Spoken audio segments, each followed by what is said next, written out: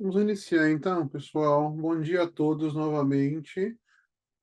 Eu estou voltando a fazer nossos webinars agora, eu acabei parando um pouco, porque eu acabei mudando de cidade, aí foi complicado. Eu vou voltar a fazer agora às quintas-feiras e tentar fazer o máximo possível toda semana. Na semana que vem já não vai dar, como sempre, porque eu tenho alguns compromissos com clientes.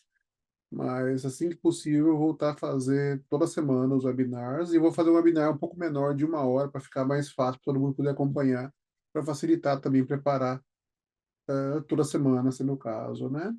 Hoje, então, nós vamos falar sobre a nova versão da ISO 10993-1, né, que é a norma principal, né, da série de avaliação biológica de dispositivos médicos.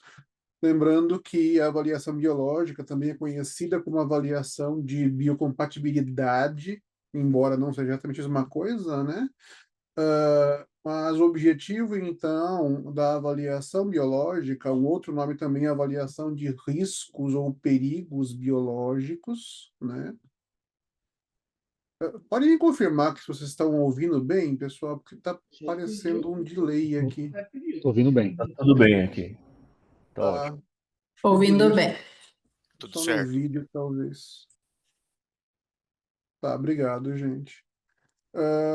Então, um outro nome para o processo é a avaliação da segurança biológica ou do risco biológico, mas o objetivo, então, desse processo é avaliar exatamente isso, né? Perigos e riscos biológicos que o seu dispositivo médico pode levar, né, aos pacientes, usuários ou outros, né? Esse processo já é um processo relativamente antigo, né? A gente vai ver aqui já tem muito tempo, na verdade. E essa última revisão teve alguns motivos principais que eu também vou falar daqui a pouco. Para quem não me conhece, eu sou Marcelo, né? Eu trabalho desde 2008 como consultor na área de assuntos regulatórios e dispositivos médicos. Eu trabalhei também por 20 anos na criação de normas para dispositivos médicos, inclusive eu coordenei por alguns anos o comitê da ABNT responsável pela série 10993, né? Eu também era membro expert na ISO, no grupo de trabalho original da série 10993. E parei de trabalhar com a criação de normas porque hoje eu dou consultoria para a Comissão Europeia sobre a harmonização de normas, né? Embora eu continue acompanhando basicamente toda a criação das normas, eu não posso participar mais da criação em si. E aí eu acompanho, porque eu faço, basicamente eu policio as normas, né? Eu verifico se as normas estão ok para atender os requisitos regulatórios europeus, MDR e DVDR. Eu faço outras coisas também, né? Eu dou bastante treinamento, dou aulas também, entre outras coisas. Mas vamos lá. Qual que é o conteúdo que a gente vai ver hoje, então, gente? Nós vamos ver, primeiro iniciar com uma introdução de qual que é a motivação da revisão, mais uma revisão, na verdade, nós tivemos uma revisão em 2018, a 10993-1, e estamos saindo agora 7 anos depois, estamos finalizando uma nova revisão, que é a sexta revisão, é a sexta edição, né? Vamos verificar também as principais mudanças, não só as que estão descritas no início da norma, mas em mais detalhes algumas delas, tá? Eu vou passar para vocês para entender o processo revisado de avaliação biológica e vou tentar responder uma pergunta importante no final, que é o que sua empresa deve fazer após a publicação dessa versão nova, né? Que todo mundo geralmente tem um problema em decidir ou entender ou decidir o que fazer quando uma nova norma é publicada ou revisada. Qual que é, então, a motivação para a revisão? Gente, só um histórico inicial, nós temos aí, historicamente, a ISO 10993 e antes dela o conceito de avaliação biológica foi criado originalmente na década de 70, né? Nós tivemos uma publicação inicial da STM sobre alguns riscos biológicos específicos em 72, e depois nós tivemos a publicação mais formal, assim, no processo, da ABS 5736-1, né, que era uma norma de avaliação de dispositivos médicos para perigos biológicos, parte 1. Ela foi publicada em 1979, tá? O próximo avanço principal que nós tivemos, inclusive aí já mais internacional, foi o Acordo Tripartite, que foi publicado em 1996, e em 95, no FDA, tivemos a publicação do memorando do book G95-1, né? Então, essas aqui são bases gerais para o processo de avaliação biológica e também bases históricas para o desenvolvimento da série 10993. A primeira versão da ISO 10993 foi publicada em 1992 pela ISO, né? E ela comentava que era um guia da seleção de ensaios. Aqui é importante entender como a gente está hoje, por quê? Porque na década de 70 e ainda 80, até 90, né, como foi visto aqui, na verdade, pela criação da ISO, existia um entendimento que a avaliação biológica ou de biocompatibilidade era primariamente uma avaliação que fazia ensaio em produtos e davam certos resultados. O problema é que, assim, já nessa época, um dos problemas originais que teve, na verdade, a própria ISO, é que quem criava essas normas no início não era o pessoal especializado no assunto. Tinha pouquíssimos toxicologistas aí envolvidos na criação dessas normas, né? Então, tinha muito pessoal de qualidade, assuntos regulatórios e projeto que preferia fazer, olha, faz ensaio e resolve, né? Já na época, isso já era entendido como não sendo a melhor forma de se avaliar os riscos biológicos, tá? Mas isso ficou na cabeça, né? Tanto nos textos quanto na cabeça das pessoas. Até hoje tem gente que acha isso, né? De novo, muita gente, infelizmente, sem o conhecimento necessário, mas isso ficou muito, então, esse conceito de que testar riscos biológicos, avaliar risco biológico era fazer testes de biocompatibilidade, né? Isso continuou na versão, e nota que a primeira versão, então, ela falava só de guia sobre ensaio. Já a segunda versão de 97, ela já criava o conceito de avaliação e ensaios. Isso até 2003, né? Avaliação e ensaios. Uma mudança crucial que teve aqui na versão 4, em 2009, foi a inclusão de o conceito de gerenciamento de risco, né? Ou seja, a realização da avaliação, incluindo qualquer ensaio, dentro de um processo formal de gerenciamento de risco. Essa foi uma mudança principal que devia ter sido incluída anos antes e não foi, né?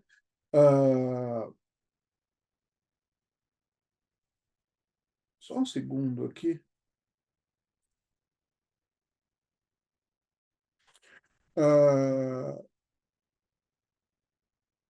Essa mudança, então, é a mudança que deveria ter sido feita desde o início e não foi. A mudança, ela colocou um frame de que a avaliação biológica era uma avaliação basicamente de dados, né? Ou seja, a avaliação biológica avalia dados existentes, né?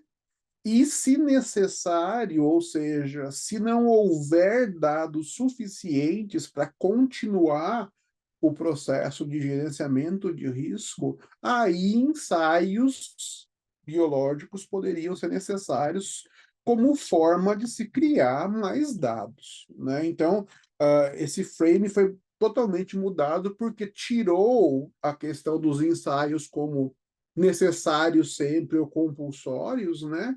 E definiu claramente que a avaliação é uma avaliação de dados em que os ensaios só são necessários se for necessário ter mais dados. Essa é a lógica desde pelo menos de 2009. Infelizmente, por causa desse ranço histórico que a gente teve, o fato da norma ter mudado e colocado isso em 2009 ainda não foi o suficiente para resolver o problema mais conceitual de quem aplica, né? Ainda tem gente até hoje que acha que é só fazer ensaio, né? Em 2018, nós tivemos uma nova revisão que continuou com a mesma forma, né, ainda dentro do processo de gerenciamento de risco, e agora, em 2025, o nome da norma mudou, ela está agora como requisitos e princípios gerais para avaliação de segurança biológica dentro de um processo de gerenciamento de risco. Nota que, inclusive, o termo ensaios vai estar tirado do texto agora, embora os ensaios continuem, obviamente, sempre vão continuar, né? Uh, de qualquer maneira, então, essa versão atual teve essa mudança no inicial no nome. Agora, por que que houve a necessidade dessa nova versão? O primeiro ponto é o seguinte, tá? Embora desde 2009 nós tenhamos o requisito da avaliação biológica ser feito dentro de um processo de gerenciamento de risco, né? A norma ainda estava muito aquém, muito distante dos requisitos de gerenciamento de risco da ISO 14971, que é uma norma, embora seja normalmente voluntária, né? É a norma padrão ouro para gerenciamento de dispositivos médicos.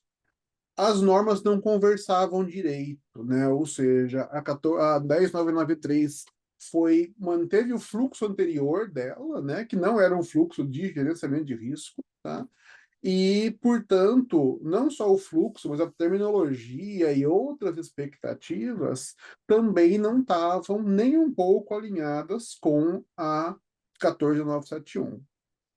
Quando eu comecei a participar como expert member do grupo internacional, isso foi uma das coisas que eu acabei falando bastante, porque o meu background é o background de gerenciamento de risco geral, né?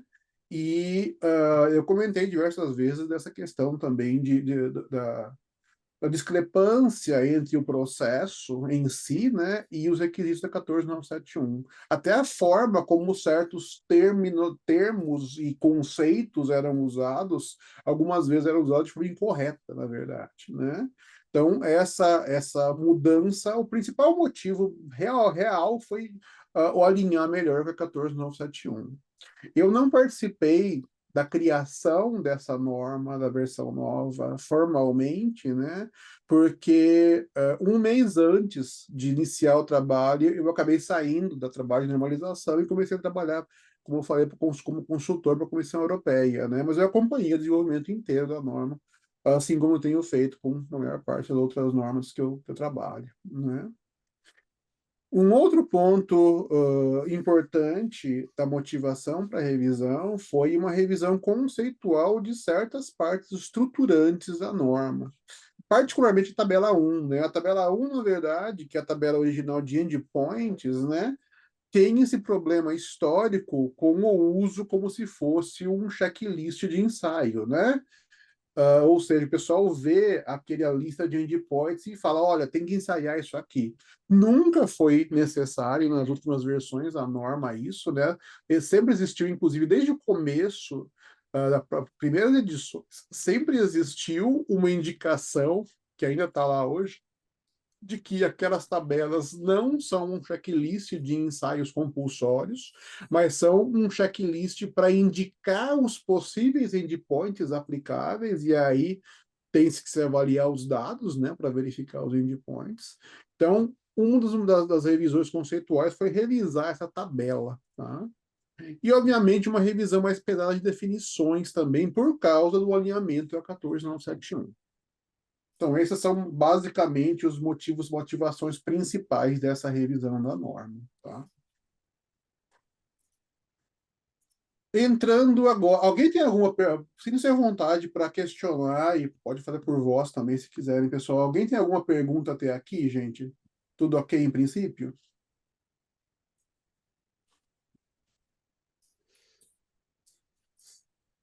Eu vou entrar então nas principais mudanças, tá? Se vocês verificarem isso aqui, vocês vão ver que nós tivemos uma reorganização completa da estrutura da norma, né? Antes, a norma tinha um item 4 com princípios gerais, né?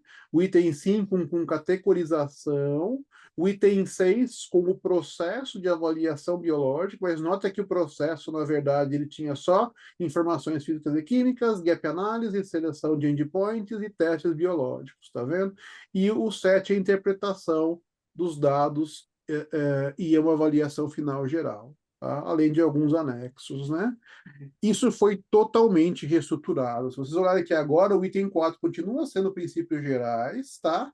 Mas o item 5 é o item novo, que, embora existisse na versão anterior, não tinha dessa forma como requisito de um plano de avaliação biológica. O item 6 fala da avaliação, da análise de risco biológico. O item 7 da avaliação de risco biológico, controle de risco biológico e o relatório de avaliação biológica. E o item 10 fala de atividade, pós-produção e produção. Notem que a partir aqui do item 5, na verdade, ele está espelhando a ISO 14971 agora, né? Tanto que todos os itens aqui são itens que vêm da 14971 originalmente. Aqui na parte de análise de riscos também temos novos requisitos que também espelham a 14971. Primeiro, identificação de características relacionadas à segurança biológica, a identificação de perigos biológicos, situações perigosas biológicas e potenciais danos biológicos, a categorização do dispositivo, continua aqui, obviamente, né? Os tipos de efeitos biológicos para avaliação, o gap analysis, uma parte nova, já existia antes, mas é requisito formal novo de equivalência biológica, a parte de teste em si, né? E a parte de estimativa de risco biológico. Notem, então, que, de novo, embora já tudo que está aqui, na verdade, agora está espelhando a 14971. Um ponto importante é que, de maneira geral, a maior parte do processo continua o mesmo, tá? O que o grupo fez foi reestruturar desse jeito e pegar as coisas que existiam antes e colocar nos lugares certos, além de pegar certos anexos, né? Por exemplo, a parte de endpoint estava num anexo aqui, né, na versão anterior, tá vendo? Ela foi para cá agora. Então, pegou-se, na verdade, os anexos, né? E o texto anterior e juntou tudo na documentação, colocando no lugar certo. Essa foi a principal alteração, em princípio, então, né? Tanto estruturante para alinhar com a 14971. É claro que temos requisitos novos, que eu vou citar alguns hoje, para daqui mais para frente, tá? Mas notem, então, que ficou bem mais alterado e totalmente espelhado a norma agora, e, portanto, o próprio processo, com o processo de gerenciamento de risco da ISO 14971. Além disso, nós tivemos a inclusão e revisão de termos definidos, inclusive para alinhamento com a 14971. Nós temos o termo novo de equivalência biológica, os termos dano biológico, risco biológico, avaliação de risco biológico residual, análise de risco biológico, situação perigosa biológica. Então, assim, esses termos são adaptados da ISO 14971 para a parte biológica, obviamente, né? Uma alteração interessante também foi, e é uma alteração técnica, na verdade, foi a alteração do termo os efeitos após a implantação, né, que é bem histórico. Ela foi mudada para efeitos locais após o contato com o tecido. Por quê? Primeiro, desculpa, não, isso é outro problema. O problema aqui é que alguns dispositivos não implantados também podem precisar desse tipo de avaliação, ou seja, o efeito local após o contato com o tecido, mesmo que o produto não seja implantado. Então, esse item não é mais apenas após implantação e, portanto, aplicável apenas em implantáveis. Ele é aplicável, o item relacionado é aplicável agora aqui ele é um efeito biológico, né? O efeito biológico é aplicável agora a qualquer dispositivo que tenha necessidade de avaliação de efeitos locais após o contato do dispositivo com o tecido que ele vai tocar. Então, de novo, temos diversos aí termos definidos novos, temos termos revisados também, e é isso uma das revisões, tá? Eu coloquei aqui, eu tinha colocado de outra forma, mas eu acabei colocando para ficar mais fácil, seguindo as cláusulas da norma, tá? Seguindo a ordem da norma, o próximo novo requisito que tem está no item 4.4, que é a questão do animal welfare, né? Ou bem-estar animal. Só como lembrete, as versões das normas da 10993-1 sempre indicaram que um dos objetivos primários da norma é diminuir testes em animais, tá?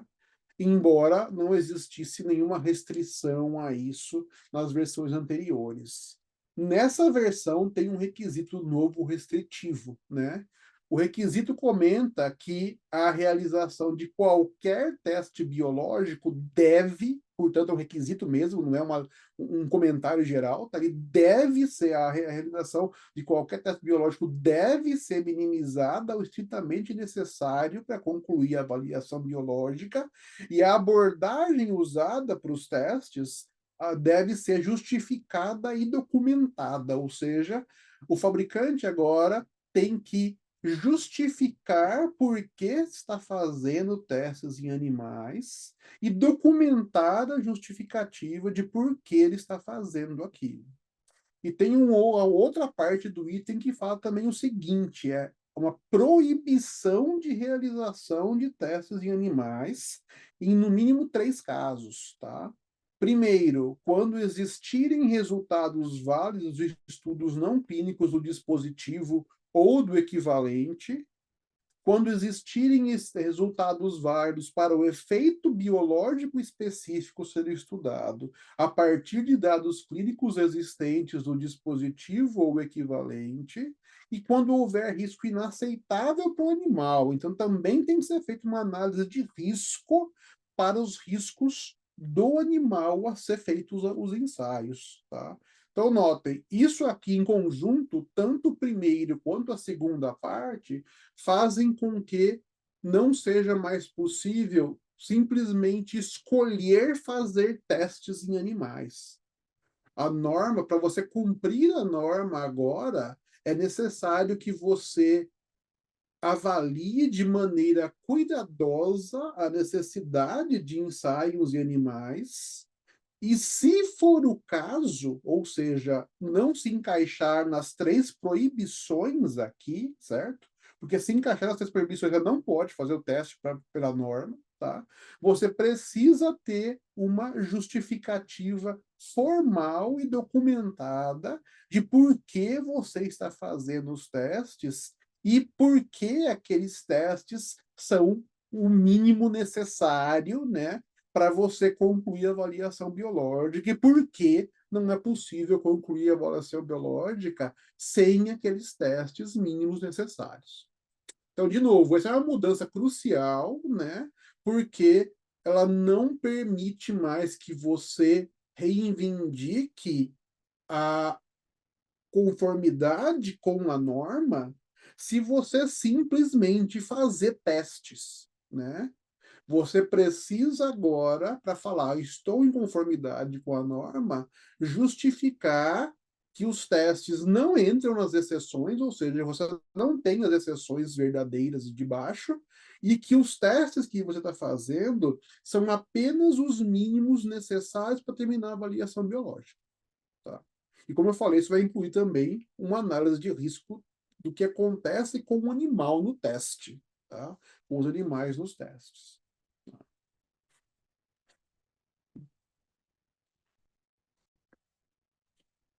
Como eu comentei, a cláusula 5 tem um requisito formal agora para o plano de avaliação biológica. Tem 12, eu não coloquei aqui, mas tem 12 itens agora do plano, e esses itens espelham de maneira geral, minimamente, o que tem no plano de avaliação de risco, desculpa, no plano de gerenciamento de risco da 14971. Mas agora, então, antes já era esperado que tivesse um plano, mas não tinha uma explicitação. Agora, de novo, não é possível você reivindicar conformidade com a norma se não tiver um plano. Na prática, não é possível que você realize o processo se não tiver um plano agora, porque existe um requisito formal de ter um plano.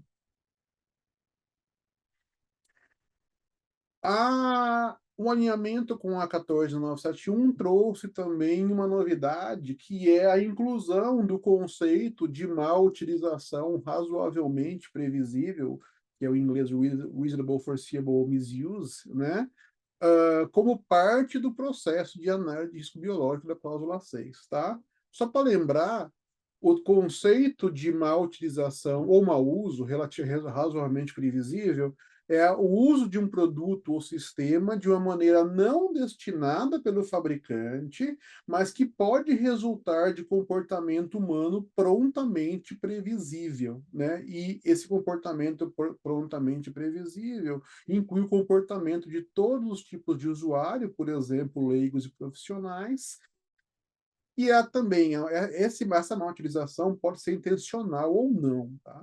Na verdade, isso aqui vem junto da norma de usabilidade, né? Então, nós temos um link direto agora com o processo de usabilidade, não só, vem das duas normas, da 14971 e da norma de usabilidade, né? Mas nós temos um link direto, então, agora também com usabilidade, em que a má utilização razoavelmente previsível inclui tanto erros de uso, né, que são definidos na 62366, quanto o chamado uso anormal. Erro de uso, só para lembrar, eu não coloquei a definição aqui, mas é o uso na prática, o erro de uso é o resultado diferente do esperado, tanto pelo usuário quanto pelo fabricante, quando o usuário usa o dispositivo médico. Tá? E o uso anormal é um uso errado, vamos falar assim, ou seja, fora do que está descrito no labeling, na instrução de uso, da maneira como o produto deve ser usado, que o usuário faz intencionalmente ou não, e que aí está fora de qualquer controle de risco que o fabricante possa colocar. Ambas essas situações aqui são, então, má utilização razoavelmente previsível, elas devem ser levadas em consideração agora na avaliação biológica. O exemplo prático é assim: se você tem um produto com uma interação, uma duração de interação X, se erroneamente, por exemplo, ou mesmo não erroneamente, mas porque quer e porque é comum fazer, ou o usuário vai usar de formas distintas, isso pode alterar, por exemplo, o tipo de duração do dispositivo. Não porque ele originalmente não tem uma duração X, mas porque ao ter, o usuário pode ter uma má utilização razoavelmente previsível e, portanto, você tem que considerar o pior caso. Esse é o tipo de, então, de impacto que tem aí a inclusão do conceito de má utilização razoavelmente previsível como parte também agora do processo de avaliação biológica.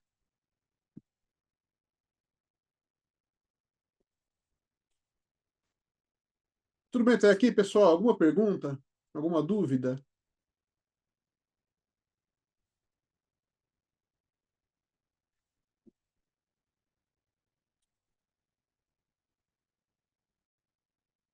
Vou continuar aqui então, né? Uma outra mudança foi a expansão das orientações sobre a identificação de riscos biológicos. Isso, infelizmente, nunca teve muito claro, né, na, a, nas versões anteriores, particularmente porque tinha esse desalinhamento a 14971, né? E embora nós fizéssemos isso nas versões anteriores, não eram chamados dessa forma e não deixava muito claro exatamente o que era para ser avaliado. Então agora tem até uma orientação que fala que todos os perigos biológicos conhecidos e previsíveis devem ser identificados a partir dos dados de caracterização do dispositivo médico. Isso vai envolver basicamente duas coisas, né? A primeira, identificar os constituintes perigosos a partir das informações disponíveis, estimar a quantidade presente no dispositivo médico finalizado e identificar quaisquer características físicas perigosas e a resposta biológica adversa associada, né? A Maria perguntou o uso off-label, tá? Só para ficar claro com relação à sua pergunta, Maria, uso off-label, né? Conceitualmente, é o uso que está meio que fora daqui, tá? Porque mesmo a má utilização, ela não é considerada exatamente. Ela é um tipo. Aqui tem uma discussão que eu não quero entrar agora, mas só vai ficar claro, tá? Porque é meio complicada. Mas assim, uso off-label é qualquer uso fora do label. É que não inclui só o label, né? Inclui as instruções de uso, inclui o conhecimento, o estado da arte de como usar tal dispositivo, né? Etc. Tá? Ah, Uh, pneus? ok. Então, assim, o uso off-label, teoricamente, é o uso fora desse quadrado menor aqui, tá? Então, tanto isso aqui quanto o uso anormal seriam considerados conceitualmente os uso off-label, tá? Respondendo diretamente a sua pergunta, sempre foi necessário considerar o uso off-label no gerenciamento de risco, se o uso off-label poderia ser considerado esperado, tá? Embora para o regulador você não vai tratar de uso off-label em certas instâncias, embora nós tenhamos já hoje em dia expectativas gerais de que você trate de certas maneiras o uso off-label de dispositivos médicos há algum tempo já, tá? No projeto você sempre teve que tratar disso, tá? Particularmente se o uso off-label era um uso esperado ou um uso que o pessoal costuma usar. Isso quando eu comecei a trabalhar como consultor, aconteceu justamente algo do tipo de uso off-label, que eu comentei sobre uso off-label, o pessoal falou, mas não tem como acontecer isso, e o pessoal de application do produto que eu estava discutindo falou que os médicos usavam exatamente da forma que seria errada, né? Todo mundo usava, né? Então, assim, não é bem um off-label se todo mundo usa de uma forma errada. Normalmente é um problema do fabricante não ter colocado o label certo, tá? Mas, de novo, respondendo mais geral a sua pergunta, sim, tem que se avaliar certos usos off-label do produto, não necessariamente todos, porque tem muitos, né? Qualquer coisa que não está no label off-label tem infinito, tá? Mas sempre foi necessário, particularmente pelo gerenciamento de risco, que você avalie certos usos off-label, se for algo que é previsível e que possa acontecer, ou que você saiba que acontece. Eu não sei se isso responde direto. Ok. Eu acho que respondeu sua pergunta diretamente. Eu não quero entrar em mais detalhes aqui, porque é um assunto que é meio complicado de ficar discutindo, né? Mas eu espero que tenha ficado claro, particularmente com a sua pergunta, então, tá? Mas é isso, tá? Eu vi que a Cíntia colocou aqui agora, desculpa, eu só vi agora, Cíntia, porque apareceu num chat diferente. A Cindy perguntou como seria uma análise para determinação se isso é aceitável ou inaceitável para o animal, tá?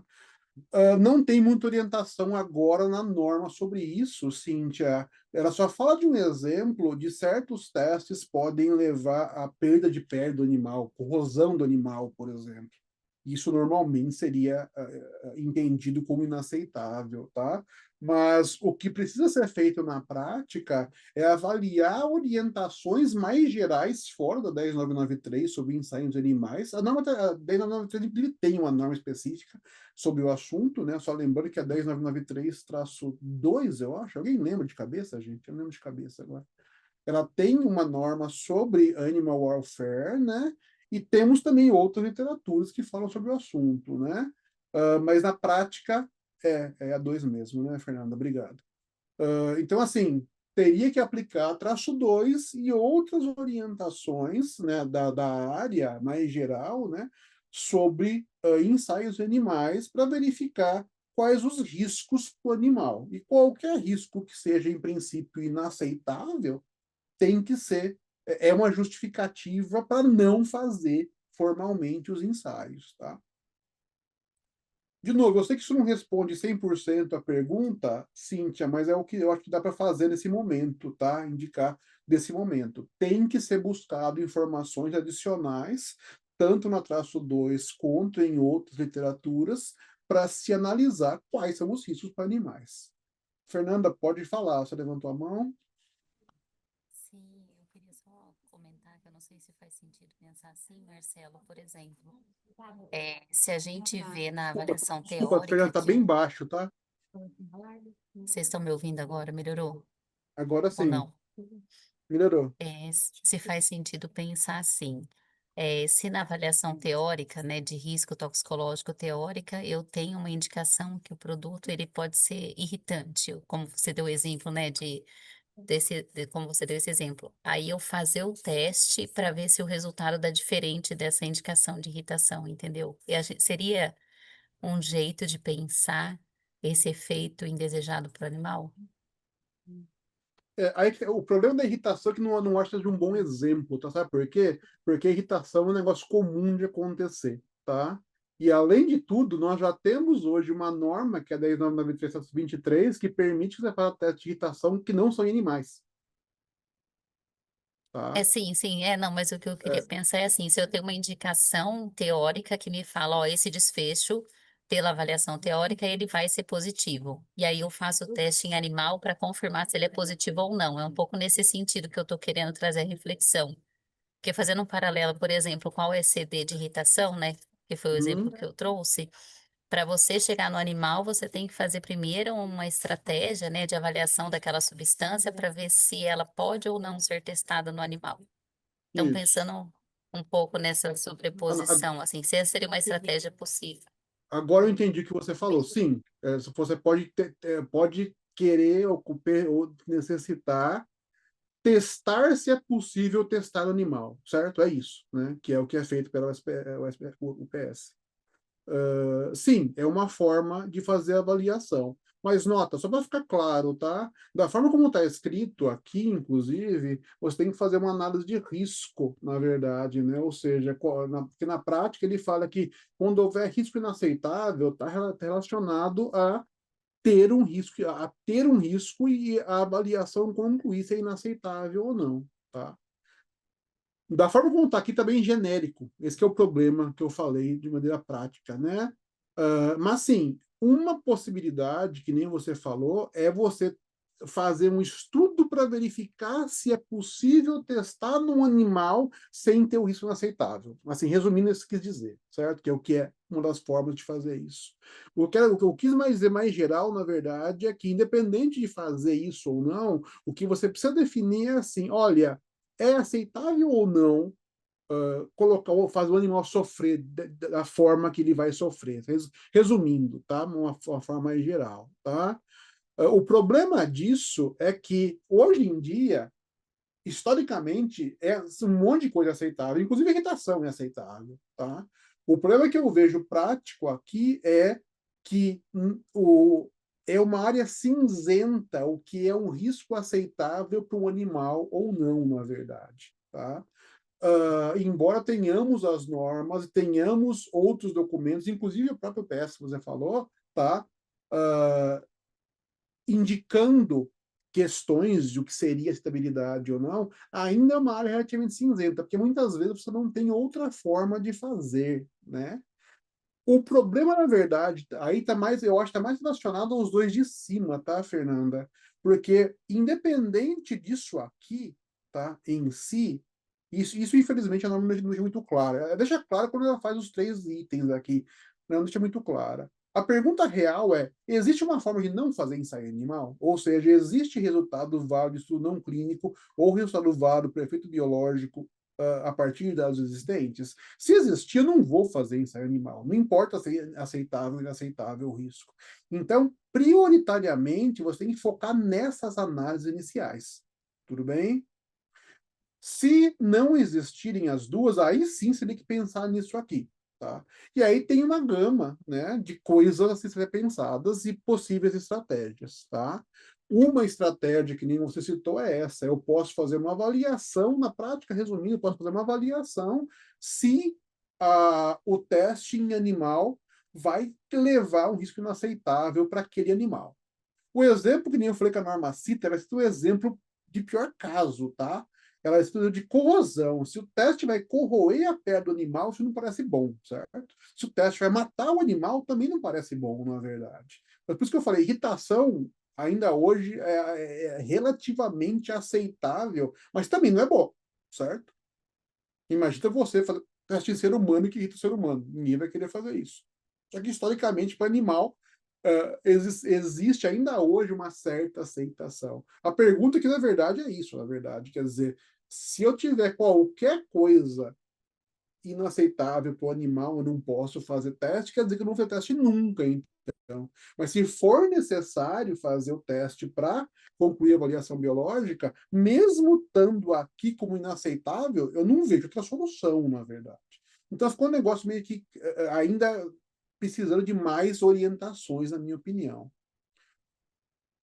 Era mais ou menos isso que você falou, Fernanda? Isso, era bem nesse sentido mesmo, Marcelo, e também de focar nesses 2 primeiros pontos, como você bem colocou, né. Uhum. Tá ótimo, então. A Mariana perguntou: a existência de um. Mariana, desculpa. O Lucas Teixeira. A justificativa de realizar um teste que foi falado. A não existência de um ensaio alternativo é aceitável como justificativa para esse requisito? Não. É o que eu acabei de falar agora, Lucas. Apenas a não existência de uma alternativa não é suficiente, porque primeiro você tem que verificar se existem dados que permitam que você faça a análise de risco biológico sem necessidade de dados adicionais via ensaios. Tá? A lógica aqui, na verdade, é o seguinte, tá? Isso aqui eu estou criando ainda para o treinamento que eu estou fazendo, mas só para ter uma ideia geral, isso seria algo desse tipo, tá? Deixa eu desenhar aqui.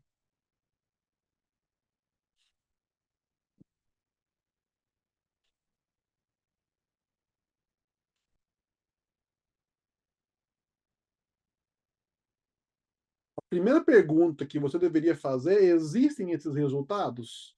Se não existem esses resultados, a segunda pergunta é: existem os segundos resultados? A terceira pergunta, se não existiu o resultado, a terceira pergunta seria: na verdade, a terceira pergunta é algo do tipo: existem ensaios alternativos? Então, tudo isso aqui é uma árvore de decisão, certo? Vou fazer rapidinho aqui. Se existiu o primeiro, você consegue fazer avaliação de risco sem precisar de ensaios adicionais. Se não existiu o primeiro, mas existiu o segundo, você consegue. Teoricamente, isso aqui é um diamante de decisão. Estou fazendo rapidinho aqui, me pegou de surpresa. Aí a pergunta que eu faria é: existem ensaios alternativos? Se não existirem ensaios alternativos, aí a pergunta é: os ensaios necessários são levam a risco inaceitável para o animal? Mas dentro disso também tem algumas decisões para você perguntar aqui. Você tem que criar perguntas, na verdade, baseado na traço 2 e na literatura, que vão caracterizar se o risco é inaceitável ou não para o animal. Então você tem que fazer o quê? Caracterizar se risco é inaceitável ou não, né?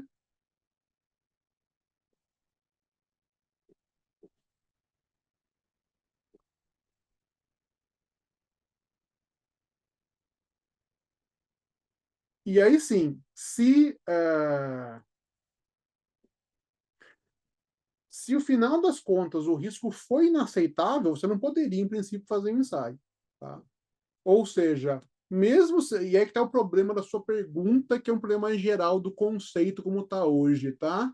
Se não existir um ensaio alternativo e você precisa de dados, mas o risco para o animal é inaceitável, teoricamente você tem que burlar esse item da norma, porque você teria que fazer um ensaio. Tá? Da forma como está na norma hoje, não tem solução para essa situação. Tá? Porque a outra opção seria você não fazer avaliação biológica. Eu duvido que o pessoal, particularmente dependendo, vamos falar a verdade, né? Esse tipo de pior caso geralmente está relacionado muitas vezes a produtos de pior caso, maior risco, etc. Certo? Ou seja, você não vai ficar discutindo isso aqui para produtos simples que você vai usar de maneira geral. Tem alternativas para isso hoje em dia, já, tá? Para chegar nesse nível, provavelmente há produtos como implantes de coração e whatever que seja, ou implantes de mandíbula, ou qualquer outra coisa relacionada, marca-passo, etc., que você tem um risco já mais alto, tá? Nesse caso, mesmo que o resultado dessa análise for eu tenho que fazer ensaio que leva a risco inaceitável para o animal, se não tiver outro meio, você vai acabar tendo que fazer, na verdade, né? Porque do contrário, vai morrer gente por causa disso, tá? E aí que tá, nós Marcelo, temos um problema nisso, com essa situação hoje, que não está resolvida. Desculpa, pode falar. quando você vai procurar por resultados válidos, né, para o dispositivo, você tem que levar em consideração que a composição físico-química tem que ser a mesma? Para o equivalente, sim, Ricardo. Ok. A gente vai falar de equivalência daqui a pouco, mas para o equivalente, sim. É porque é isso que também torna difícil, talvez, você conseguir todas essas características físico-químicas, né? Isso é um outro problema. Sim, eu concordo, E eu entendo aí que isso a sua dispara a pergunta necessidade de fazer ensaios fazer no teste, produto, né? justamente, é de fazer ensaio. Sim, eu concordo com isso. Mas, de novo, o ponto, na verdade, é que, assim, embora, só para ficar claro, tá, Ricardo? A gente vai ver daqui a pouco, e tem que ver logo, porque agora já está um pouco atrasado já, tá? A questão da equivalência. Desculpa, me dá só um segundo, Ricardo. Eu vou chegar lá e a gente já volta nisso, pode ser? Claro, pode ser. Tá. Lucas, a sua pergunta está respondida? Eu consegui responder de maneira geral a sua pergunta? Ok, então, vamos continuar. Então, agora que eu vi o horário aqui, já deu uma avançada aqui, já, mas tudo bem, vai. Eu já estou chegando na equivalência, então. Vou voltar aqui. Então, só para voltar aqui, gente, já falamos de equivalência já, tá? Como eu falei, então, agora temos uma orientação sobre identificação de riscos biológicos, basicamente é identificar constituintes perigosos, tem que estimar a quantidade presente no dispositivo finalizado. Lembrando que a avaliação biológica, conceitualmente, é uma característica do dispositivo finalizado. Você pode fazer avaliação biológica de materiais, por exemplo, e usar a de materiais para concluir sobre o dispositivo. Você nunca pode usar diretamente apenas a avaliação de materiais para concluir sobre o dispositivo, porque você tem que considerar, por exemplo, fabricação, a má utilização previsível que eu falei, coisas do tipo. Tá? Então, na prática, do ponto de vista regulatório, a avaliação biológica é sempre o dispositivo médico final. Além, então, de você avaliar, identificar os constituintes, estimar a quantidade, tem que identificar quaisquer características perigosas e qual que é a resposta biológica adversa associada, qual que é o dano biológico, certo? Temos uma outra expansão também sobre a caracterização do dispositivo. Tem uma inclusão de um requisito, isso tinha lá, mas não estava formal, tá? Tem um requisito formal que exige caracterização química pela 10993 desculpa, 18 aqui, tá, gente? Agora, tá? Tem também a substituição do termo comunicação externa, que sempre gerou um monte de problemas, inclusive tradução, para uma linguagem que reflete melhor o contato específico do componente com o dispositivo e com o tecido. Tá? E tem uma expansão de orientações sobre o cálculo de duração de exposição como parte da categorização, né? Ele inclui agora, inclusive, tem uma coisa que não tinha formalmente antes, que é a inclusão formal de um requisito para bioacumulação. Por exemplo, o exemplo citado na norma, uma matéria-prima que contém ácido perfluoroeptanoico é uma substância conhecida por bioacumular em seres humanos. Essa bioacumulação faz com que haja uma alteração no cálculo da duração de exposição, porque vai ser maior, né? Porque o corpo acumula o produto. Nos efeitos biológicos, que nem eu falei, que eram chamados endpoints, né, nós também temos aquela alteração, particularmente a tabela, tá? Agora está separado em 4 tabelas. Para pele intacta, dispositivos em contato com a membrana mucosa intacta, superfícies rompidas ou comprometidas ou tecidos internos que não sejam sangue circulante e passante circulante. Então, na prática, nós temos 4 tabelas dessa aqui agora, né? As tabelas são parecidas com o que tinha no passado, teve algumas modificações que estão explicadas no anexo B, tá? Elas são parecidas, mas volto a falar, aqui continua tendo a indicação de que essa tabela não é um checklist para teste, tá? A tabela é um checklist para você verificar endpoints, ou no caso agora o nome efeitos biológicos, que devem ser tratados minimamente dependendo da duração do produto e tipo de produto. tá? Ou seja, se você tiver dados suficientes para analisar esses riscos sem fazer testes, você não precisa fazer testes. Isso sempre foi assim e continua aqui agora. Mas são 4 tabelas agora, então. Chegando aqui na sua pergunta, Ricardo, aqui que está o conceito de equivalência biológica. Ela é definida como a circunstância em que características químicas e físicas e o processo de fabricação de um dispositivo médico ou material em avaliação podem ser demonstrados ser suficientemente subsemelhantes, ou seja, não precisa ser o mesmo, né?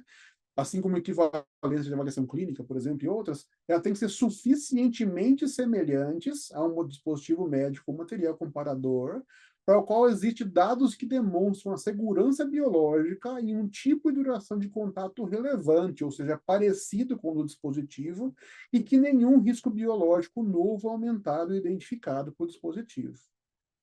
Resumindo, para ser equivalente, tem que ser um dispositivo que tem características químicas e físicas e processos semelhantes, não precisam ser 100% iguais, tá?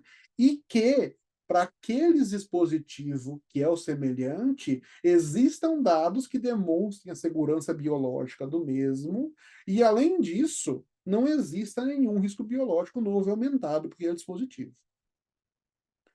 Então, Ricardo, com relação à sua pergunta, é isso, tá?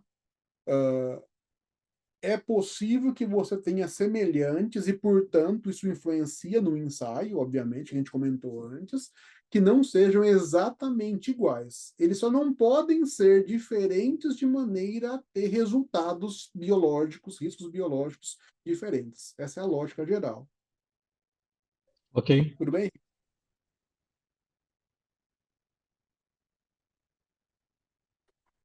A Fabiana perguntou se havia definição de pior caso.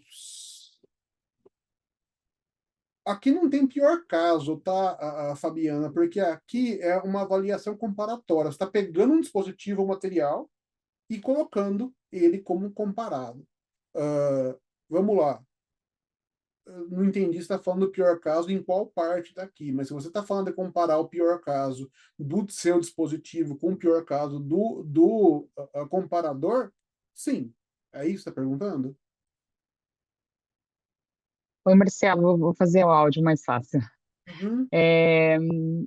No caso, eu poderia fazer, por exemplo, toda análise química e física de um produto que passa por mais processos de fabricação, com mais aditivos, e dizer que ele é o pior caso, e aí compará-lo com outros dispositivos que eu fabrico, porém não usa todo aquele aditivo de processo. É nesse caso que eu estou tentando comparar, digamos assim. Não, não é exatamente assim aqui, porque Não? esse caso que você falou de ter processos muito distintos, ele não entraria na primeira parte aqui, tá? A pergunta, na verdade, esse exemplo que você falou, Fabiana, é: esse processo de fabricação com etapas ou coisas adicionais ainda é suficientemente semelhante? Se não for, você não pode colocar como equivalente, tá?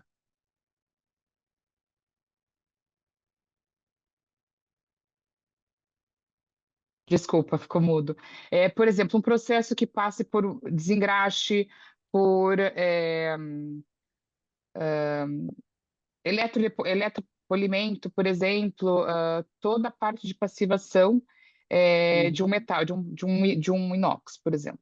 Sim. Aí eu tenho outro produto que não precisa passar por tudo isso. Ele ainda é um inox, mas não precisa passar por tudo isso. Ele passa, Tá. o pior caso passa por 100, muita coisa, 10 aditivos. O segundo pior caso passaria por 8, entendeu? Então eu Tá. pego o pior caso que passou por todos e aí chamo ele de pior caso pego e abraço todos os outros dispositivos que não passam com todos com esses aditivos, nesse caso. Tá. Aí a pergunta, na verdade, então, na prática, ainda que eu falei aqui, mas a pergunta é: para esse pior caso, existe algum risco biológico novo ou aumentado? Isso, nesse caso. Certo? Isso tem que ser Aham. avaliado. Essa é a Tá, questão. tá, tá. Se o Aham. resultado for, não tem nada adicional para a coisa, você poderia usar os outros, sim. É que eu estou Isso, é entendendo que, nesse na caso que eu verdade, pergunto. a sua pergunta não tem muito a ver com o equivalente. Eu entendo que tem a ver, tá? Mas eu estou pensando num outro frame da sua pergunta, tá? O que você está falando, na verdade, é um tipo. O produto é o mesmo, certo? É uma família que passa por processos Isso, distintos, certo? isso. Tá? O fato de um produto ser família ou não se encaixa, teoricamente, na equivalência. A equivalência aqui é para outro produto mesmo, tá? Tá, Isso entendi, que você falou de por acaso, ele está muito mais relacionado a você caracterizar como família. Tudo bem? entendi.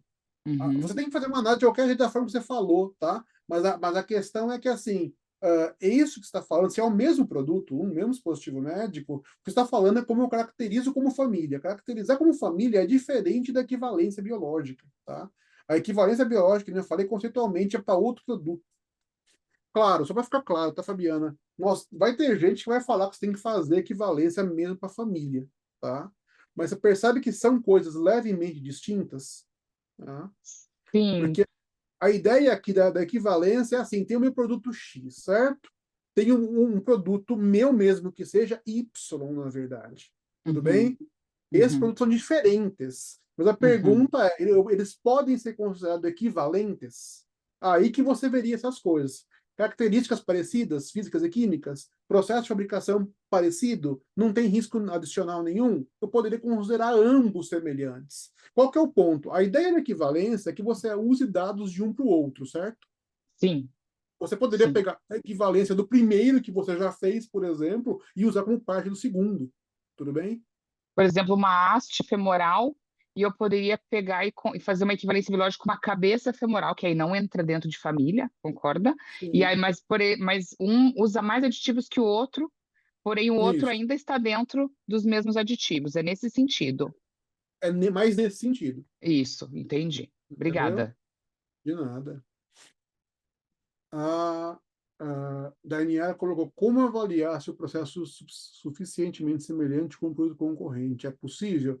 Então, aqui é o problema histórico que tem com equivalência linear. Se você não tem dados suficientes para fazer análise, você não consegue concluir sobre equivalência. Só lembrando que esse conceito mais geral de equivalência, originalmente ele veio muito focado na avaliação clínica, tá? E nós temos esse problema hoje na Europa, né? Porque antes o pessoal fazia uma equivalência de um monte de coisas distintas sem muito critério, ou critérios errados, e hoje é bem claro que a equivalência só pode ser feita se você tem dados suficientes, tá? Se você não tiver dados suficientes de um produto concorrente, você não consegue concluir sobre equivalência. Tá? Então, você não vai ter como concluir que ele é equivalente ou não. Você vai ter como concluir se você tiver informações suficientes. Para certos produtos, pode ser possível que você tenha, tá? Para a maior parte, eu diria que não é possível, na verdade. Então, deixa eu mudar um pouco a frase. O conceito de equivalência, tanto aqui quanto na avaliação clínica, quanto qualquer outro, na verdade, nunca foi para você usar produtos que não são seus para justificar que seu produto é seguro ou não. Esse é o ponto. Tá? Se você conseguir fazer isso, ótimo, mas nunca foi o objetivo. O objetivo geral sempre foi você ter seus produtos com seus dados, inclusive histórico, e quando tiver um produto novo ou alterado, você usar os dados anteriores. Tá? Então, na prática, o que você está perguntando é justamente o problema que eu citei. De concorrentes, é bem possível que você não consiga justificar a equivalência por não ter informação suficiente sobre o produto. Ok? Tá, tem uma outra pergunta aqui do Lucas. Se eu tenho o ensaio do produto e vou alterar apenas um componente, preciso fazer o ensaio do produto novamente, ou poderia fazer somente na matéria-prima componente que estou alterando? Então, Lucas, a resposta para isso aqui, na verdade, é primeiro, você não precisa fazer ensaio, né? Você precisa analisar dados, né? Se você tiver dados já que permitam que você faça uma avaliação de risco biológico, você não precisa fazer ensaio nenhum. Vamos lá. Fazer ensaio sempre é um resultado de uma falta de informação, gente. Aqui é um ponto importante para frisar, tá? O que é um ensaio? O ensaio é um experimento que cria dados, certo? Quando eu preciso fazer ensaio? Quando eu preciso de dados. Tá? Se eu preciso de dados, eu vou fazer um ensaio. Se eu já tenho dados para ir para frente, eu não faço ensaio. Mais especificamente com sua pergunta, Lucas, o ensaio do produto e a questão do componente. Volto a falar. Primeira coisa a fazer, eu tenho dados suficientes para concluir sobre o componente junto ao produto sem precisar fazer ensaio? Se tiver, não precisa fazer ensaio. Não tenho dados, o que eu tenho que fazer? Eu provavelmente preciso ensaiar alguma coisa, tá? Vai depender do tipo de produto, Lucas, porque quando você fala componente, eu não sei se está falando de um componente que é parte de uma matéria-prima direta, ou se é um componente separado e coisa do gênero, entendeu? Por exemplo, se for um componente separado que não tem influência nos riscos biológicos do produto como um todo, você faz separado. Se for um componente que é parte do integrante do produto fisicamente, etc, etc, etc, e tal, e aí isso vai influenciar nos riscos biológicos já existentes para o produto, e, portanto, eu não tenho como avaliar separado, eu precisaria fazer dos dois em conjunto. Mas, de novo, tudo isso é uma análise que você tem que fazer do que você precisa, do que você quer ver. E tudo está relacionado com os riscos biológicos específicos. Isso responde a sua pergunta, Lucas? Ok, então. Continuando aqui, pessoal, já deu 11 horas, eu vou acelerar para a gente terminar aqui, para não ficar muito além, tá? Só para ter uma ideia geral, aqui nós temos, então, da questão da equivalência química e física, equivalência de contato, de material, para chegar na equivalência biológica. Nós temos na norma também um processinho básico de equivalência, que eu vou passar aqui, tá? Depois você dá uma olhada nisso aqui, tá? Um requisito formal que a gente tem, já tinha no anterior, mas não estava totalmente desse jeito, para fazer a análise de lacunas, o gap analysis, né? Antes da decisão de realizar qualquer ensaio, que eu acabei de falar, inclusive no exemplo do Lucas, que é crucial fazer para o processo, ou seja, eu só vou fazer ensaio se eu concluir que falta dados, né? E aí eu vou verificar quais dados faltam e quais ensaios eu preciso realizar para me fornecer, mas quais ensaios são experimentos que eu consigo realizar para me fornecer aqueles dados faltantes, tá? Nós temos novos requisitos alinhados com a 1491. Eu já passei isso aqui, na verdade, já no conteúdo, tá? E temos, obviamente, também o último, que é buscar informação de produção e pós-produção e realimentar a avaliação biológica, tá? Ou seja, informações que vêm da experiência de uso de produto e da produção podem indicar a necessidade de um trigger de revisar a avaliação biológica. Aqui é o processo revisado que eu falei para vocês, gente. Então, aqui, nós vamos primeiro criar o plano de avaliação biológica, né? Coletar e considerar as informações disponíveis relevantes, o que inclui a descrição e categorização do dispositivo médico, a identificação de características relevantes para a segurança, a identificação de riscos biológicos, situações perigosas biológicas e danos biológicos, a identificação de efeitos biológicos relevantes para a natureza e duração de contato corporal, e a definição de critério de aceitação de risco e coleta de dados relevantes existentes. Primeira coisa que a gente vai fazer é isso aqui no processo. Aí a pergunta, depois de fazer toda essa coleta e análise de dados, é: faltam dados para eu conseguir fazer a avaliação de risco? Se a resposta ser faltam dados, a próxima etapa eu tenho que verificar: eu tenho dados de um produto equivalente? Se eu tiver dados e for suficiente para eu fazer a avaliação de risco, eu finalizo o resultado já, gente. Eu documento o resultado no relatório, que eu tenho dados, inclusive de equivalente, e aí o produto, em princípio, tem a segurança biológica concluída após a avaliação de risco, tá? Se as informações são suficientes para a estimativa de risco, eu estimo o risco para cada situação perigosa biológica identificada. Se não são suficientes, aí aqui que entra o ensaio, tá? Aí eu tenho que reunir ou gerar informação adicionais, usando ou informações ou testes físicos, ou informações ou testes químicos, ou informações ou testes biológicos. Então, qualquer teste vai entrar aqui, tá, gente? Ou seja, é um resultado do gap analysis de informações, e é uma resposta à pergunta: as informações são suficientes para estimar os riscos biológicos? Se não forem, eu preciso de normas e informações. Formas de fazer normas, de criar novas informações é fazer testes, fazer ensaios, tá? É o único ponto que você faz ensaio, mas a decisão é: primeiro eu tenho dados, depois você realiza um gap analysis, verifica a equivalência, e se as informações existentes não forem suficientes, eu posso ter que fazer ensaio.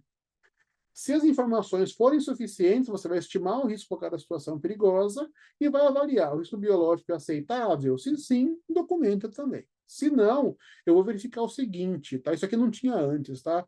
É possível refinar a estimativa de risco? Se for possível, eu refino a estimativa de risco e volto para a avaliação do risco biológico aceitável ou não. Se não for possível estimar, refinar a estimativa de risco, eu verifico o controle de risco é viável. Se for viável, aplico em controles, avalio se novos riscos ou riscos existentes aumentaram, tá? E se não for viável, o controle de risco não for viável, documento aqui também. E aí eu passo para a parte mais geral da 14971, né, que é a parte pós-mercado, que é o risco geral é aceitável em relação ao benefício. Se sim, eu vou revisar o gerenciamento de risco, documentar o resultado, libero o dispositivo e passo a coletar dados, né, pós-mercado, tá? E pós-produção. Se tiver um risco novo, eu tenho que fazer uma nova análise. Se não tiver um risco novo com as informações, eu concluo, documento o resultado, que não tem risco novo e não precisa fazer nada na análise. E aqui na prática, se o risco não for aceitável, eu não tenho o que fazer, né? Eu tenho que considerar, eu preciso alterar o projeto, o uso pretendido e o controle de riscos adicionais. Esse é o processo revisado. Nota que o processo ele está, de novo, espelhado na 14971, né? Essa parte aqui é a parte de análise de risco, aqui é a parte de avaliação de risco, aqui é a parte de controle de risco, aqui é a parte do relatório de avaliação biológica e aqui é a parte pós-produção, tá? Esse é o processo revisado da 10993, então. Gente, alguma pergunta para ir à parte final?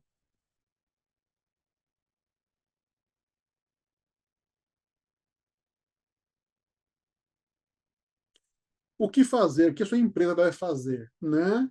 Primeiro, não se desespere, né? Primeiro que a norma ainda nem foi publicada, e mesmo sendo publicada, ela tem algumas coisas que permitem que você faça certas análises para não ter que refazer um monte de coisa. Ou seja, a publicação da nova norma não exige que novos ensaios sejam realizados obrigatoriamente, tá?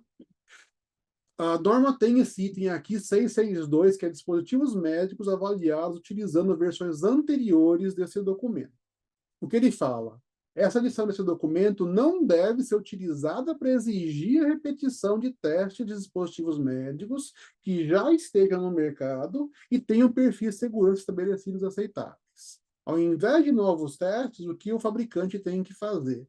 Tem que pegar as informações históricas do uso do produto, revisar e documentar para determinar se qualquer diferença, inclusive mudança do projeto, etc., vão impactar a conclusão da segurança biológica do dispositivo. Um histórico de uso clínico seguro, que inclui informação relevante dos efeitos biológicos, tem que incluir, né? Pode ser suficiente para que nenhuma avaliação biológica adicional seja necessária. Por outro lado, se ocorrer uma alteração descrita na cláusula 10 como que triga uma nova avaliação biológica, você tem que fazer a alteração seguindo a norma nova, né? Outro ponto que ele fala, se nenhum efeito biológico adicional, além disso aqui, se nenhum efeito biológico adicional for aplicável, a atualização da documentação também não é necessária, porque não tem nada de novo que você vai colocar. Você continua precisando fazer essa análise, certo? Análise histórica, mas se não tem nada de efeito biológico adicional, eu concluo e registro a minha análise e nem altero a avaliação biológica. Também deve ser justificado e documentado como parte do processo de revisão aqui de cima. Tá? Ou seja, o que tem que ser feito? Aqui tem algumas ações que eu estou sugerindo que as empresas façam. Tá? Primeiro, esse aqui é só um webinar rápido, né? Só explicando mudanças gerais. O que é necessário fazer primeiro? Ter um treinamento formal da equipe na ISO 10993, 2023-1, quando for publicada, obviamente, né? Qual que é... Só parar aqui que eu vi tem alguns comentários aqui, gente. Primeiro cálculo é, Marcelo, do Bruno. Qual a qualificação do profissional responsável por essa avaliação biológica? Havia publicações que as pessoas não teriam mudanças. Teve algo realmente relevante? Não teve, Bruno. O que teve foi só uma explicitação de que o profissional tem que ser competente. Isso já tinha antes, foi alterado um pouco o texto, tá? Mas na prática continua o mesmo. O ponto principal da sua pergunta, Bruno, a gente discutiu isso entre a gente no passado já, é que conceitualmente, quem tem que fazer uma avaliação biológica deveria ser um toxicologista, né? Mas assim, isso não é verdade e não tem como uma norma travar a pessoa que vai fazer a avaliação, né? Por quê? Porque as avaliações mais simples, você não precisa necessariamente ter um toxicologista, essa é a verdade, tá? As avaliações mais complicadas, você vai precisar ter, mas ele não precisa ser, na verdade, a pessoa que faz formalmente aquilo. Além disso, nós temos outros profissionais que têm histórico, né? Que também têm experiência na avaliação biológica. Por isso, nunca vai ter uma definição formal de que um toxicologista tem que fazer a avaliação biológica. Isso, sempre foi nossa discussão, tá? Que nem, até como a gente já trabalhou junto já, eu não sou um toxicologista. Eu consigo fazer avaliações biológicas pela experiência que eu tenho histórica, né, nessas discussões todas, né? Inclusive na criação da norma, ajudando a criar a norma, na verdade, tá? Além de outros conhecimentos que eu tenho de outros lugares. Como eu falei, eu entrei muito nisso por causa da análise de risco, né? Que eu sempre achei que tinha esse problema na avaliação biológica. Então, assim, é necessário ter um profissional que tenha experiência no assunto e saiba o que está fazendo. Um profissional experiente que não é um toxicologista, ele vai saber quando um toxicologista é necessário e vai contratar alguém junto para fazer. Acho que esse é mais o ponto, entendeu? Por isso que a norma continua tendo, de maneira geral, falando tem que ser competente, na verdade. E como a Fernanda acabou de colocar, é uma atividade multidisciplinar. Tá? Ainda mais agora aqui, com o gerenciamento disso embutido, né? Que não é só biológico o problema para avaliação biológica, tem outros aspectos a serem considerados, né? Então, acho que é importante, aproveitando a sua pergunta, é isso, Bruno, não precisa necessariamente de toxicologista. Se for um profissional com experiência, ele vai indicar para você quando vai precisar usar também um toxicologista, né? Que é o que eu faço pessoalmente, por exemplo, tá? Mas isso acho que responde de maneira geral a sua pergunta, né, Bruno? Não tem nada diferente nisso. Na prática, continua indicando a necessidade de ser alguém competente nos processos, tá? Mas não tem como travar em um profissional específico. A gente já teve essa conversa no passado, Marcelo. Bom dia para todo mundo. Mas eu tive um questionamento sobre isso com o pessoal de fora, lá da Europa, recentemente, justamente sobre esse assunto. Eu lembrei das conversas que a gente já teve no passado. Como eu não tive acesso ainda à norma, eu só vi isso em algumas publicações em diversos locais, diversos grupos de discussão, dizendo que tinha alguma atualização com referência a isso. Deixa eu perguntar para o Marcelo se ele tem alguma novidade ou se mantém mais ou menos a estrutura antiga, que eu concordo contigo, eu divido a mesma opinião que você. Infelizmente, Bruno, essa situação que você falou de questionamento sempre vai existir, infelizmente, muito porque quem está fazendo a avaliação talvez não entenda o conceito. Você sabe disso, né? A gente também já conversou sobre isso, já, tá? Mas eu não vejo solução, tá? Porque, assim, você não tem como ficar fazendo sempre as coisas com um tipo de profissional específico 100% do tempo. Talvez você, que trabalha em empresa X, talvez consiga, tá? Mas não é verdade para tudo e não precisa ser isso para tudo também, né? Eu acho que depende muito do processo que você está fazendo, do tipo de produto, né? Mas volto a falar, a questão mais prática é assim, se a pessoa tiver competência e demonstrar essa competência, não tem por que ser questionado em princípio isso, certo? Não é uma questão, inclusive, que nem a gente tem no Brasil, muito também no mundo, né, com a questão de conselhos de classe, coisa do gênero, que aí sim tem uma questão legal que só aquele cara que tem aquele badge pode fazer aquela formação, pode fazer aquilo. Esse tipo de coisa não tem isso, né? Se tivesse isso, ninguém faria nada, na verdade, tá? Nem é objetivo histórico disso. Então, o que você vê, na verdade, uma boa parte dos profissionais históricos que fazem avaliações biológicas não são toxicologistas. Eles usam toxicologistas quando é necessário. particularmente quando tem que fazer cálculos mais específicos, avaliações mais específicas, químicas, coisas do gênero, ou usam engenharia de materiais, é muito comum usar também, né? Então, assim, de novo, eu entendo o questionamento, né? Mas não tem solução. A solução continua a mesma. Por isso, inclusive, que a norma continua com o mesmo tópico, que é tem que ser competente, né? Não tem nada muito mais além disso. Ela não vai poder nunca falar que tem que ser um toxicologista e pronto. Não tem sentido isso. Tá? A Diniela fez uma outra pergunta. O que você acha sobre os novos cálculos de duração de exposição? É algo que está gerando bastante discussão para aumentar a criticidade de diversos produtos que antes eram considerados contato limitado. Então, Diniela, o problema, na verdade, aqui dos cálculos novos, eu não entrei em detalhes nisso aqui, porque num webinar de 1 hora não dá tempo, né? Mas o problema, na verdade, dos cálculos novos é que os cálculos antigos, na verdade, estavam muito abertos, né? Eles tinham que ser um pouquinho mais detalhados. Sempre foi uma discussão antes, inclusive, dessa versão da norma, tá? Então, é claro que para certos produtos eles podem aumentar a criticidade, sim, se você calcular. Vou falar assim, tá? Não quer dizer que antes estava necessariamente errado, mas é que também estava certo, tá? Mas se você calcular certo, usando conceitos cientificamente corretos hoje em dia, é bem provável que para certos produtos vai aumentar, sim, a criticidade, tá? Mas isso não quer dizer que, assim, aumentou por aumentar. A verdade, como eu acabei de falar na introdução, é que ainda hoje o processo de avaliação biológica é algo que está sendo melhorado, né? Que nem eu falei, no passado a ideia assim, faz ensaio e ponto. Isso nunca teve sentido técnico, mas ficou por anos. Agora que a gente está mudando para pensa melhor e faz ensaio quando necessário, né? Mudou alguns anos e ainda continua essa transição, tá? Esse tipo de situação com o cálculo de exposição é um exemplo que assim a ciência está avançando e está indicando que certas coisas que se faziam antes não eram a melhor forma de fazer.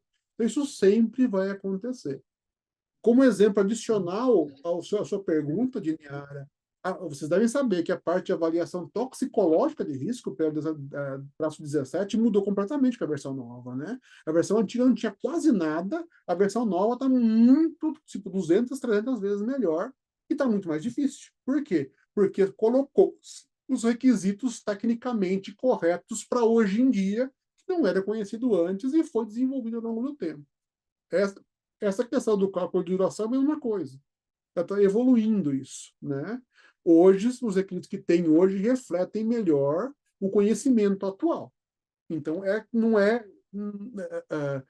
é difícil perceber que alguma coisa vai impactar em alguns tipos de produto, ou talvez até muitos que sejam. Mas a pergunta, na verdade, é: isso está tecnicamente correto hoje em dia? Cientificamente correto? Se sim, não tem como fugir disso. Marcelo, Oi. então, com a publicação dessa nova versão, produtos que foram afetados, por exemplo, por por esse novo tempo de duração lá nas tabelas, tem que ser refeito o cálculo, né? Tem que ser refeito o cálculo e ser, no mínimo, refeito ou a avaliação como um todo ou parte da avaliação, tá? E aí, de novo, vai ter que ver o que você vai ter que fazer, Ricardo. Dependendo da análise, você vai poder fazer a revisão de uma parte ou a revisão de outras coisas. Ok. Mas nota que, de novo, não quer dizer que ensaios são necessários, né? Pode ser que já tenha dados suficientes para justificar que ensaios é Não, sim, necessário. é o que eu falo Ok? assim, que tem certas coisas que com a entrada da nova versão, eles vão ter que revisar certas coisas do processo. Sim, mas volto a falar, que nem eu falei, então, se você olhar esse item aqui que está aqui online, ele não fala para você revisar as coisas mesmo sem alterar o contato, tá? Então, mesmo se alterar, eu não preciso mudar. Isso. Só De se na novo, minha análise de risco eu entender que eu preciso. isso. E aí que está o ponto, né? Essa versão da norma deixaram mais claro isso aqui justamente por causa desse problema. Quanto que esse problema a gente já teve em outras normas, né? Na própria 14971, a usabilidade, outras coisas, que é quando sai a norma nova tem que refazer um monte de coisa? Não, né? A ideia mais geral aqui, na verdade, se você tem um produto que está no mercado e é seguro, e não tem nada que indique que não é seguro, não tem motivo para você fazer alterações. Mesmo, por exemplo, se mudar a alteração de contato nas coisas. Mas nota, de novo, o problema da alteração de contato talvez seja aumentar os endpoints biológicos, né? Por exemplo, o efeito biológico adicional que não foi visto antes, tá? Se você já viu esse efeito, mesmo quando não era indicado antes, você não precisa fazer mais nada de qualquer forma também, entendeu? Mas é que esse é o ponto, é que normalmente a gente não vê o que não é indicado, né? Só vê o que está indicado. Isso. Mas esse é o problema de você fazer as coisas simplesmente muito cara crachá, infelizmente, né? Eu entendo a situação, mas assim, tem outro ponto, Ricardo, não só isso, tá? A questão é, se você falou que você pode não ter visto que não foi indicado antes, certo? Sim, Mas não quer dizer que você não tenha dados para avaliar aquilo, certo? exatamente. Isso aí Até vai ter porque você não bastante, viu porque já antes. está no mercado, né? Exatamente. Então, assim, de novo, você pode ter respostas prontas já. Tudo bem? Ok, eu entendi. Então, assim, nesse caso, eu vou pegar, vou colocar os endpoints novos, vou fazer a análise desses dados que eu tenho já de pós-mercado e vou justificar o que eu preciso. Isso.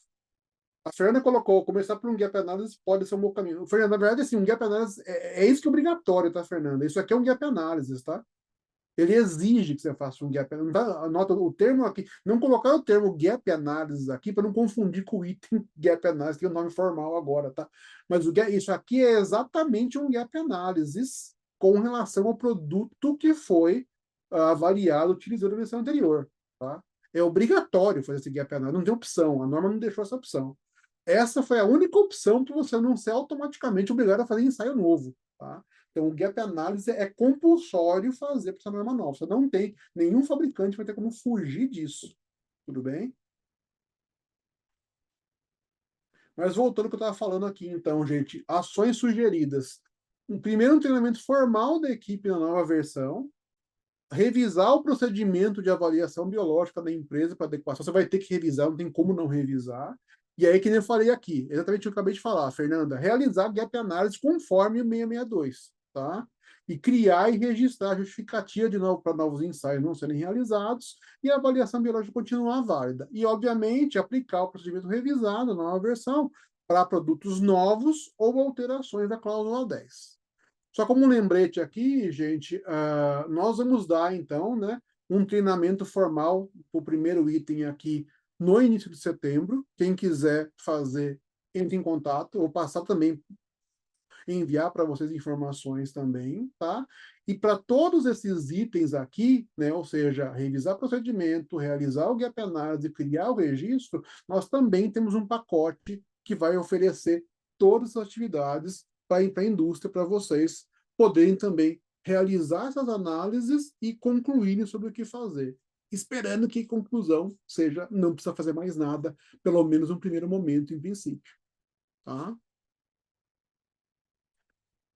Para terminar, vou abrir mais um pouquinho, se alguém quiser comentar mais alguma coisa. A apresentação vai ser enviada para todos, né? E nosso próximo webinar vai ser o que eu tinha falado que ia fazer antigamente e não fiz, tá?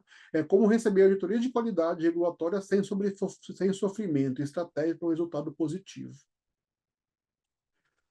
Queria abrir, a gente já passou um pouquinho, desculpa, mas obviamente tem bastante pergunta, eu achei ótimas perguntas, discussões, e queria abrir para final, antes de terminar, se alguém tem mais alguma pergunta, gente.